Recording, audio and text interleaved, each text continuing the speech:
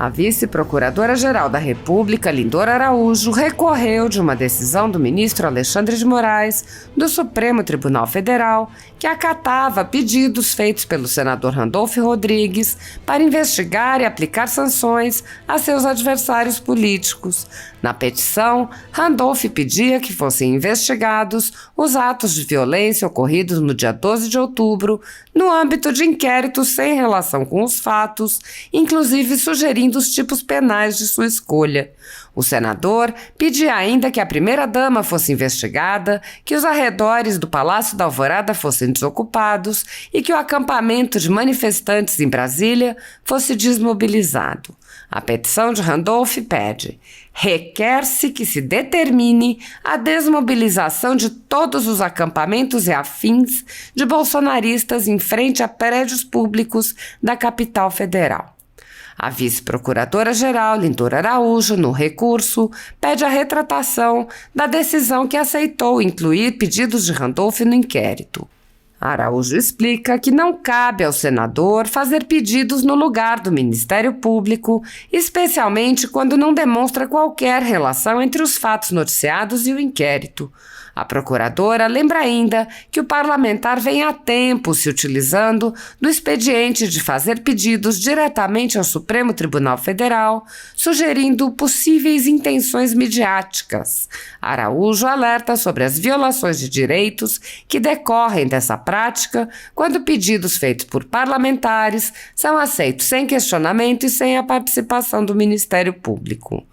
A autuação de notícias de fato como petições mostrou-se atalho para possíveis intenções midiáticas daqueles que cada vez mais endereçam comunicações de crimes imediatamente à Suprema Corte, em vez de trilharem o caminho habitual do sistema constitucional acusatório, noticiando os fatos ao Ministério Público, a fim de iniciar as perscrutações de hipotéticos delitos, fase eminentemente pré-processual. Ajuntada aos autos de petições de terceiros, sem legitimidade ad causam, acarreta de um lado tumulto processual e de outro permite que sejam futuramente utilizadas de forma indevida como mecanismo de convicção para instauração de investigações e decisões cautelares em violação ao devido processo legal e a outras garantias constitucionais e processuais. Há mais de 3 anos, o ministro Alexandre de Moraes conduz, em segredo de justiça, inquéritos políticos direcionados a seus adversários políticos. Em uma espécie de parceria com a velha imprensa e com parlamentares de extrema esquerda, matérias, reportagens e relatórios são admitidos como provas sem questionamento, substituindo a ação do Ministério Público e substituindo os próprios fatos, e servem como base para medidas abusivas que incluem prisões políticas, buscas e apreensões, bloqueio de contas, censura de veículos de imprensa, censura de cidadãos e parlamentares, bloqueio de redes sociais, entre muitas outras medidas cautelares inventadas pelo ministro. O mesmo procedimento de aceitar depoimentos de testemunhas suspeitas e interessadas e tomar suas palavras como verdadeiras se repete em diversos inquéritos nas cortes superiores. Esses depoimentos, relatórios e reportagens, produzidos por pessoas interessadas, embasam medidas extremas contra conservadores, sem qualquer chance de defesa ou acesso ao devido processo legal. A Folha Política já teve sua sede invadida e todos os seus equipamentos apreendidos a mando do ministro Alexandre de Moraes. Atualmente, toda a renda do jornal está sendo confiscada a mando do ministro Luiz Felipe Salomão, ex-corregedor do Tribunal Superior Eleitoral, com aplauso dos ministros Luiz Roberto Barroso, Alexandre de Moraes e Edson Fachin. Há mais de 17 meses, todos os rendimentos de jornais, sites e canais conservadores são retidos sem qualquer base legal. Se você apoia o trabalho da Folha Política e pode ajudar a impedir o fechamento do jornal, doe qualquer valor através do Pix, utilizando o QR Code que está visível na tela ou o código ajude@folhapolitica.org. Caso não utilize Pix, há a opção de transferência bancária para a conta da empresa Raposo Fernandes, disponível na descrição deste vídeo e no comentário fixado no topo. Há 10 anos, a Folha Política vem fazendo a cobertura da política brasileira, quebrando a espiral do silêncio imposta pelo cartel midiático que quer calar vozes conservadoras. pix@ajude@folhapolitica.org. Ouça trechos da petição apresentada pela vice-procuradora-geral da República, Lindora Araújo.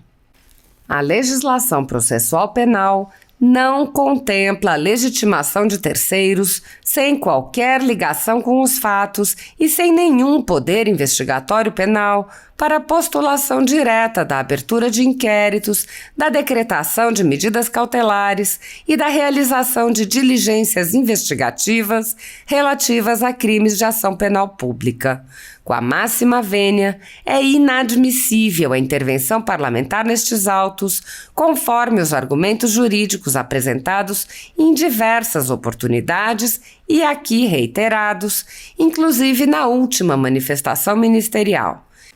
E não se trata de simples ou desarrazoada oposição do Ministério Público Federal, mas da necessária observância do devido processo legal, garantia constitucional, artigo 5º, inciso 54, a ser resguardada pela Suprema Corte. A autuação de notícias de fato, como petições, mostrou-se atalho para possíveis intenções midiáticas daqueles que cada vez mais endereçam comunicações de crimes imediatamente à Suprema Corte, em vez de trilharem o caminho habitual do sistema constitucional acusatório, noticiando os fatos ao Ministério Público, a fim de iniciar as perscrutações de hipotéticos delitos, fase eminentemente pré-processual.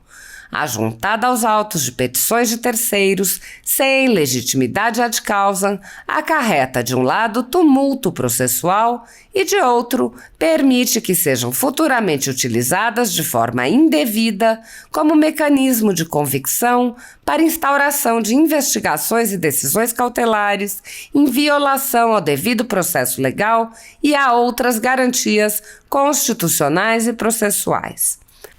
Adentrando o mérito dos novos pedidos incidentais, os fatos relacionados aos eventos criminosos que se sucederam à prisão de José Acácio Tererê Chavante, na capital federal, já são objeto das petições número 10.685, 10.763 e 10.764, sob a supervisão do eminente ministro relator. Os pedidos incidentais em análise apenas narraram o teor de matérias jornalísticas, sem inovar ou trazer consigo quaisquer elementos que possam contribuir para a elucidação dos fatos. Assim, não se justifica deflagrar outros procedimentos formais investigativos com idênticos escopos para efetivação de eventuais diligências investigatórias tendentes a confirmar ou não os supostos crimes e a existência de elementos de autoria ou participação, sob pena de se incorrer em litispendência e de se violar o princípio do nebis in idem, em seu aspecto processual, que, segundo a doutrina, impede que alguém seja processado e, acrescentamos, investigado 2 vezes pela mesma imputação. Como os fatos estão em apuração no domínio da Suprema Corte, quer sob a perspectiva do princípio da dignidade da pessoa, quer sob o prisma da racionalização do processo, há de se reconhecer que não existe sustentação jurídica para dar impulso às petições por flagrante constrangimento ilegal. Para complementar, as novas comunicações de crimes também não trazem fatos a serem contemplados por esta investigação, porquanto não veiculam elementos concretos e reais de inserção em uma organização criminosa que atenta contra a democracia e o Estado de Direito, menos ainda com a presença de alguma autoridade com prerrogativa de foro no Supremo Tribunal Federal.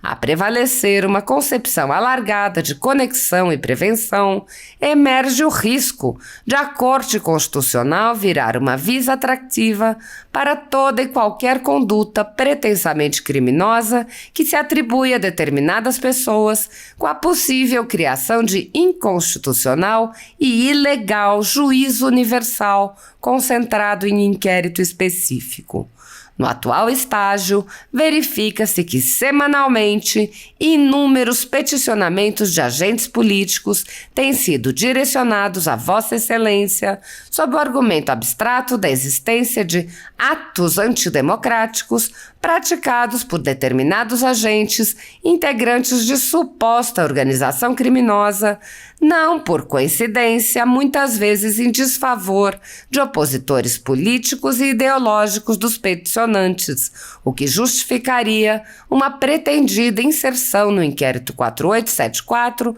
por prevenção e conexão. O tempo vem evidenciando que, sob a motivação de apuração de ataques à democracia e ao Estado de Direito, determinadas investigações têm angariado objeto amplo e periodicamente modulado para alcançar fatos e pessoas distintas em pontos de investigação separados por apensos e novos procedimentos investigatórios criminais sem relação de conexão ou continência. Afigura-se necessário estabelecer filtragens a petições com claro viés político que pretendem causar confusão jurídica e incriminar opositores por meio de conjecturas e abstrações desprovidas de elementos mínimos, de modo que deve ser negado seguimento a pleitos manifestamente descabidos, otimizando os mistérios funcionais dos órgãos ministerial e jurisdicional, com distanciamento do aparato judiciário das divergências políticas e ideológicas entre candidatos e partidos em período pós-eleitoral. Portanto, dada a ausência de legitimidade processual do parlamentar peticionante, a falta de conexão das notícias-crimes com o objeto da presente apuração e, no caso das autoridades com prerrogativa de foro, a existência de outros procedimentos acerca dos mesmos fatos, cumpre que seja negado seguimento às petições incidentais com o consequente desentranhamento dos autos. Ante o exposto, o Ministério Público Federal requer, na forma do artigo 317, parágrafo 2º, do Regimento Interno do Supremo Tribunal Federal, em caráter de urgência, em razão da vigência de indevida medida cautelar restritiva de direitos fundamentais, o exercício do juízo de retratação pelo eminente ministro relator, reconsiderando-se a decisão agravada com a consequente negativa de seguimento ao pedido incidental formulado por agente político e o desentranhamento dos autos deste inquérito com o arquivamento das petições sob os fundamentos da falta de legitimidade ad causam, ausência de conexão, violação do sistema acusatório e ocorrência de bis in idem.